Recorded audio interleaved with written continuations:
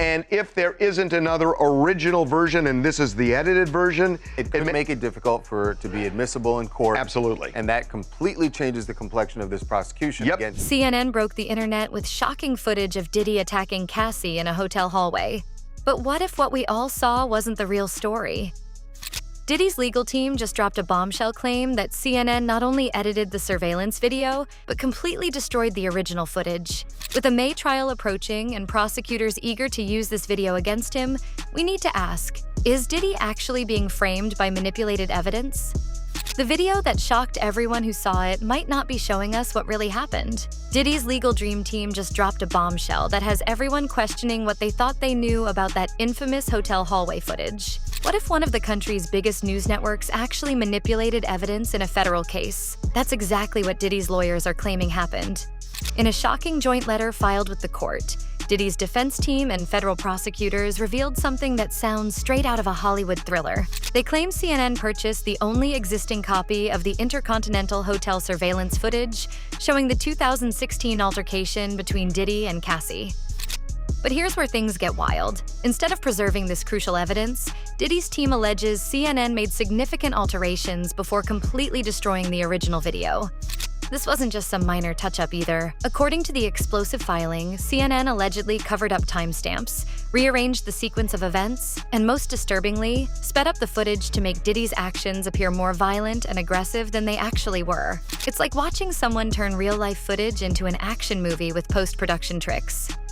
Why does this matter so much? The Intercontinental Hotel where this incident took place has permanently closed its doors. If CNN truly did destroy the original footage as claimed, there's literally no untampered evidence of what actually happened that night. The only version that exists is the one CNN broadcast to millions of viewers, a version that Diddy's team insists doesn't show what really happened.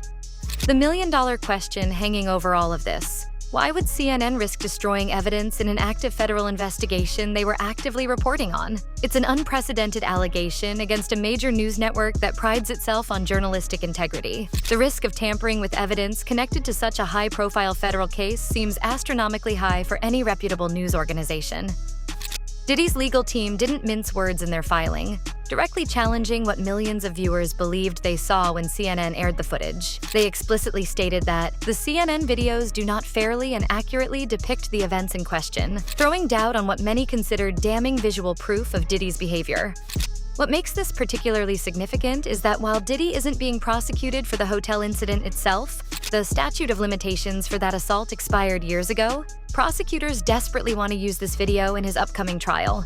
Their strategy? To establish Diddy's violent propensities as part of the broader pattern of behavior they're alleging in their trafficking and racketeering case.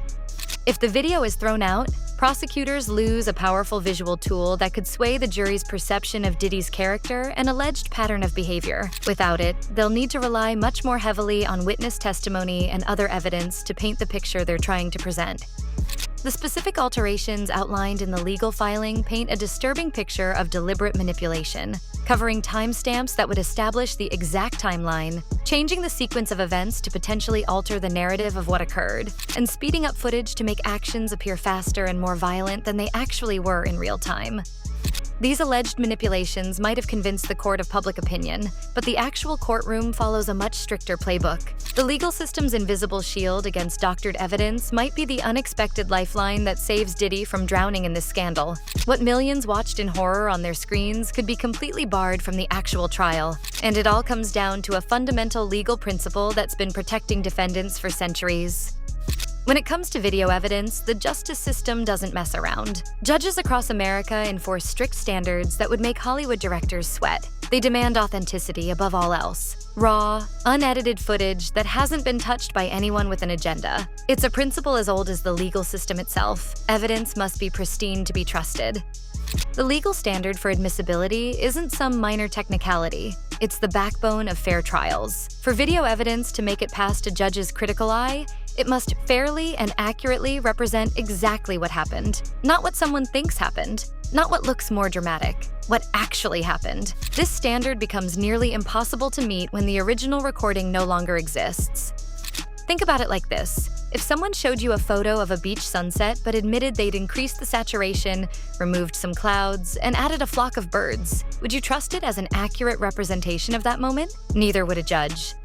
This chain of custody concept isn't just legal jargon. It's the paper trail that proves evidence hasn't been tampered with from the moment it was captured until it enters the courtroom. Every person who handles evidence must be documented, every transfer recorded, every copy accounted for. When CNN allegedly purchased and then destroyed the original hotel footage, they potentially broke this vital chain beyond repair.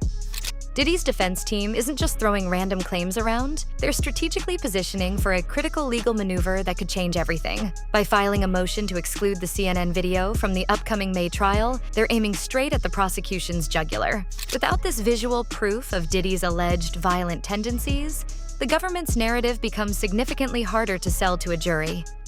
Legal analysts reviewing the situation aren't mincing words. Many have suggested there's an extremely good chance this bombshell video never reaches the jury's eyes. The reasoning is straightforward. Courts simply don't admit evidence that's been edited, especially when the original has vanished into thin air. The prosecution now faces a nightmare scenario. Their star witness wasn't a person who could take the stand. It was pixels on a screen that they wanted to use to establish a pattern of behavior.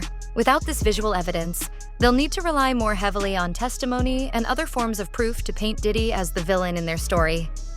For the prosecutors, this is like preparing for battle and suddenly realizing your strongest weapon might be declared illegal before the fight even begins. The evidence they hoped would vividly illustrate Diddy's alleged violent nature could be stripped away, leaving them scrambling to fill the gap with less compelling alternatives.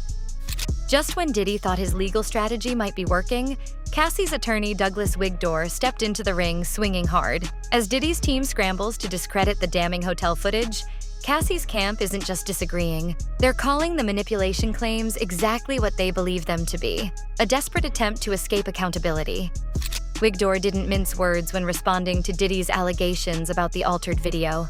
It's not surprising Diddy would make a disingenuous argument to exclude the disturbing video from being shown to the jury in the upcoming trial, he stated, effectively calling out what he views as transparent tactics from the music mogul's defense team. The contrast couldn't be more stark. While Diddy's attorneys meticulously detail technical issues with the footage, Cassie's representatives remain unshaken in their belief that what millions saw in that hotel hallway reflects the brutal reality of what happened. What's particularly revealing is the unwavering confidence radiating from Cassie's legal team. Wigdor boldly proclaimed, "I am confident that the video fairly and accurately represents what happened, will be admitted into evidence," adding that Diddy will be held accountable for his depravity. This isn't just legal posturing. It's a declaration that no amount of technical arguments can erase what they believe the footage clearly shows. The battle lines couldn't be more clearly drawn. On one side stands Diddy's camp, armed with claims of technical manipulation and evidence tampering. On the other, Cassie's team stands firm in their conviction that the footage captures a genuine moment of violence, regardless of any alleged editing. At stake is not just the admissibility of a key piece of evidence, but the very narrative of what happened between these two former partners. What makes this confrontation even more complex is the history between Cassie and Diddy that predates this current legal storm. When Cassie originally filed her lawsuit against Diddy in November 2023, something unusual happened. It was settled within just 24 hours. This lightning-fast resolution raised eyebrows then, and now casts an interesting shadow over the current proceedings. Why did that case resolve so quickly? And how does that rapid settlement influence perceptions of the current claims and counterclaims? For Cassie, the stakes extend far beyond courtroom technicalities. Having her experience publicly questioned and debated turns private trauma into public spectacle. Every legal filing, every statement, and every news story forces her to relive moments she likely wishes to forget. When victims come forward against powerful figures, they often face not just legal challenges, but public scrutiny that questions their motives, memories, and character, making the journey to justice even more treacherous. The significance of this legal back and forth transcends the immediate case. High-profile confrontations like this one shape how society views allegations of abuse, especially when leveled against celebrities with significant resources and public goodwill. The questioning of evidence integrity in such cases is common, as victims frequently encounter skepticism about their claims, particularly when the accused commands substantial public influence. This dynamic can dramatically affect both legal proceedings and public perception. What emerges clearly from Cassie's legal response is confidence that despite Diddy's technical objections, justice will ultimately prevail. Her attorney's emphatic statements suggest they're not remotely concerned about these claims derailing their case. Instead, they appear certain the video will speak its truth in court, regardless of the defense's efforts to silence it.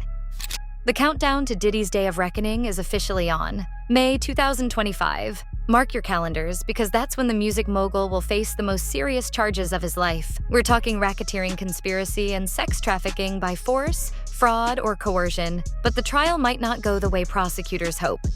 Without that hotel video, Diddy's case takes a dramatic turn. Legal experts are now suggesting that if the court tosses out the allegedly manipulated footage, prosecutors will struggle to paint Diddy as the violent predator they claim he is. The silence from CNN speaks volumes. They haven't responded to these explosive allegations about evidence tampering and destruction.